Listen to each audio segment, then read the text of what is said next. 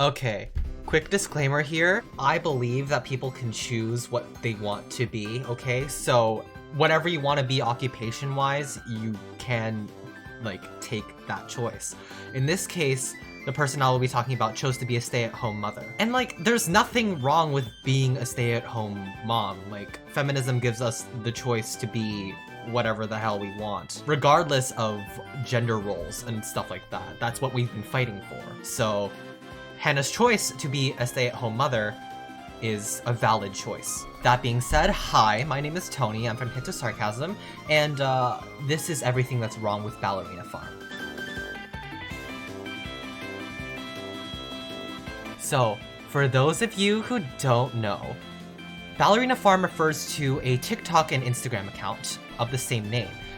It's run by this lovely, gorgeous woman named Hannah Nealman.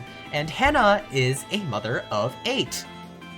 Holy hell, how do you manage that, my dear? Anyway, she is happily married to her husband, Daniel Nealman.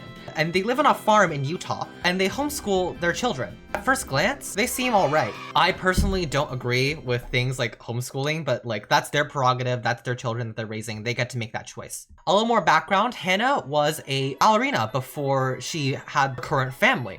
In fact, she was so good that she was accepted into fucking Juilliard.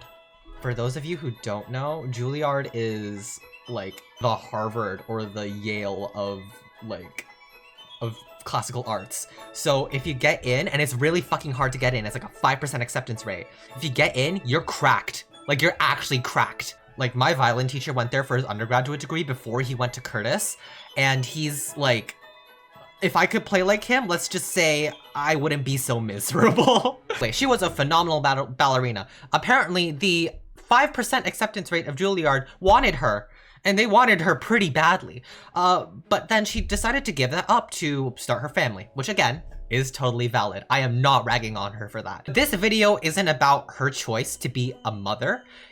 It's about, instead, how her husband chooses to treat her. Recently, a video resurfaced of Daniel gifting Hannah an egg apron for her birthday. Okay, that's my birthday present from Daniel. Hoping no tickets to Greece. Where's it from? I don't know, the boys took it off. I took it off. It's from Ukraine. So, plane tickets?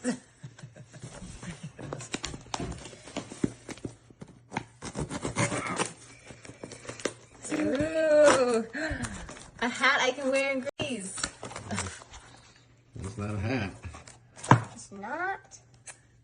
Oh, my egg apron! He did it. Oh, my egg Great, apron! then He did it. It's really cute. It's a cute one. That's the best. You're welcome. Thanks, honey. Not for a long time. I don't know, I'm pissed, okay? First of all, Daniel Nealman is the heir to JetBlue, okay? For those of you who don't know, JetBlue is a major airline company in the United States that makes billions, okay?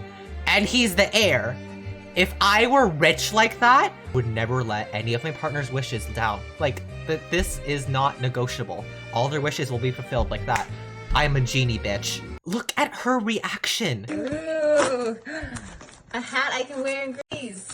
And how passive-aggressive Daniel is about the gift. You're welcome. Thanks, honey. This is for her birthday. The whole issue that people have with this video is that it feels like Daniel is not sacrificing a whole lot while Hannah has given up a very promising career and is being disrespected for it by her husband. If he knew that she wanted tickets to Greece and that they had the money for it, obviously they definitely do, why not give her what she wants? Okay, this dives into the concept of men being shitty. Well, that's not actually what it's called. Really, it's just overall how men haven't been taught how to be empathetic to somebody who is going through an experience that they are not going through. Let's back up for a second, okay? Why did this apron make women on the internet super upset? And women on the internet includes me, apparently.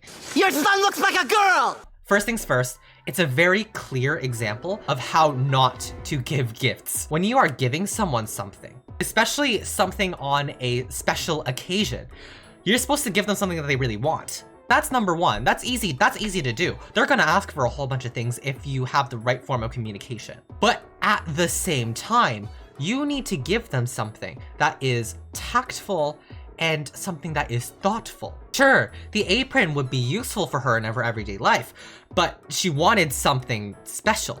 People usually don't like receiving gifts that would make their labor easier on things like their birthday or Christmas, unless they specifically ask for it.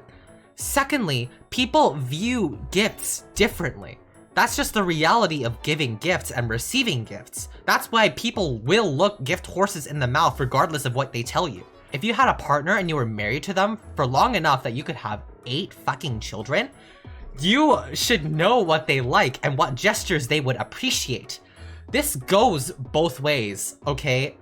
Or any way, really, depending on how many people you have in the relationship. Doesn't matter to me, I don't judge. Okay, but take Ballerina Farm, for example. Say Daniel likes more practical gifts, so he immediately assumes that Hannah, too, will like more practical gifts. So what he is expecting when he gets a gift is, say, for instance, a pair of leather gloves so that it makes working on a farm easier. I don't fucking know, I'm not on a farm. But Hannah's expectations for gifts are probably going to be different unless you confirm that they are the same. In this case, they probably were different. Hannah might have preferred a more grand gift that exemplified love and affection in a tangible, like, one-time thing way. Like, there's something that she really specifically wanted. Reciprocity is basically what I think is missing here. Either way, you need to find a way to accommodate the tastes of the person that you are fucking married to. And you're supposed to love her the most in this world. And you just kind of ignored her requests. On top of that, women have experienced this type of emotional neglect a lot more than men have. Well, vocally anyway. I'm not saying that men don't experience it, but what I'm saying is that it resonated with a lot of women on TikTok. This form of neglect happens all the time to a lot of people. And it just so happens that the people who perform this form of neglect are really, really bad partners.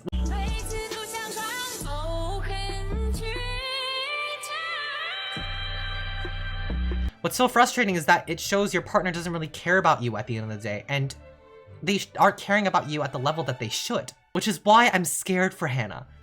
This is how you become lonely in relationships. Hannah's situation reminded people across the internet that if he really wanted to, he would. Alright, I hope that all made sense. Thank you all for being here for the past few videos. It's been insane, and I promise I'll come back with a cupcake reaction soon. So, goodbye, and thank you all so much for 2,500 subscribers. You guys are amazing. Sorry. It's just 2,500 is a lot of people, man. Like, imagine I was talking to 2,500 people, like, right now. I love you guys. Goodbye. See you next time.